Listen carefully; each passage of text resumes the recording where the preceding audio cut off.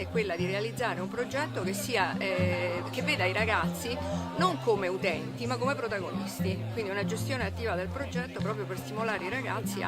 in prima persona a mettersi in gioco. Ad esempio nello spettacolo che faremo tratteremo il tema della protesta e del disagio per dar voce ai ragazzi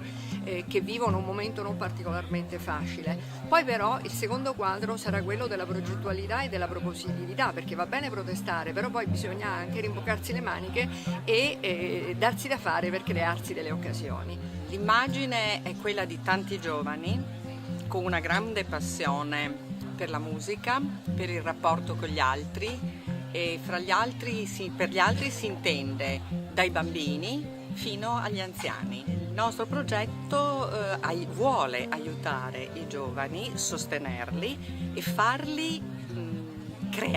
creare così come sanno fare i giovani, quindi in maniera nuova, in maniera originale, in maniera dedicata nelle varie occasioni. Dare la possibilità ai giovani di esprimersi creativamente ed quindi in quel territorio che è stupendo, che sono i Dolomiti Friulane, attraverso dei laboratori che sono laboratori di teatro all'inizio naturalmente, che poi saranno laboratori di musica, scenografia, per creare uno spettacolo, che è lo spettacolo proprio dei giovani delle Dolomiti, e quindi parliamo di qualcosa che non è solo a livello di Friuli Venezia Giulia ma va al Veneto, al Trentino, quindi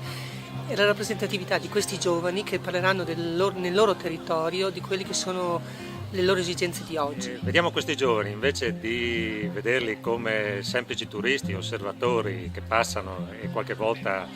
guardano così in maniera superficiale i resti archeologici, invece i giovani che parteciperanno al nostro progetto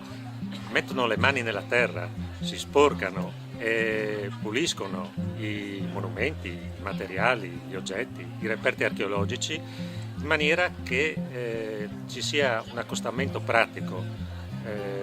Naturalmente ci sarà anche un aspetto teorico. Friuli Clowning Road praticamente si consta in delle varie fasi. Una di queste è la formazione dei tutor. Questi tutor hanno già iniziato la formazione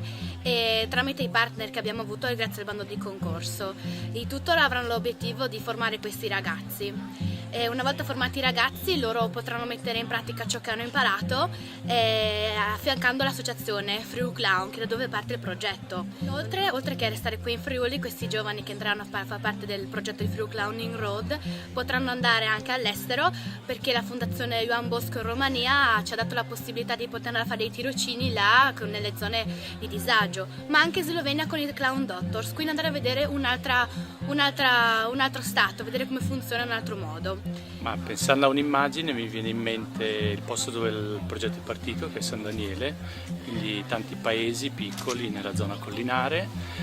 paesi vivi ma anche con delle difficoltà, dove ci sono tante associazioni, ci sono i giovani sui muretti che non conoscono le associazioni, l'abbiamo proprio verificato, e allora l'idea del progetto è questa, no? Creiamo un'occasione, degli spazi, delle modalità perché i giovani della comunità tornino a parlarsi e tornino a poter costruire insieme delle cose importanti. Allora, il progetto Mani, che è appunto mestieri artigianali per nuovi imprenditori, può essere una cartolina dove si vedono ovviamente molto le mani sia dei giovani che in qualche modo provano a provare proprio a mettersi dentro un mestiere, e le mani degli artigiani che provano a trasmetterglielo. Infatti il nostro progetto vuole mettere in contatto queste competenze e conoscenze tra generazioni e arrivare poi a fare un passaggio di testimoni, e quindi a vedere proprio i giovani artigiani che porteranno avanti delle start-up e delle nuove imprese. Io vedo questo progetto innanzitutto come un'immagine in bianco e nero, un'immagine in bianco e nero che fotografa la situazione del passato, l'arte del passato che però deve diventare a colori e quindi deve diventare futuro, e può diventare futuro solo utilizzando le figure professionali che esistono sul nostro territorio e fare in modo che questi facciano un passaggio di consegne alle giovani generazioni. Per fare un tavolo ci vuole territorio, ci vuole bosco, ci vuole legno, ci vuole energia, ci vuole innovazione, ci vuole sicurezza sul lavoro. ci vogliono i giovani, ci vogliono gli antichi mestieri, ci vogliono la trasmissione delle competenze, ci vuole una forte sinergia territoriale, un'opportunità per la riscoperta dei vecchi mestieri e per la valorizzazione del territorio.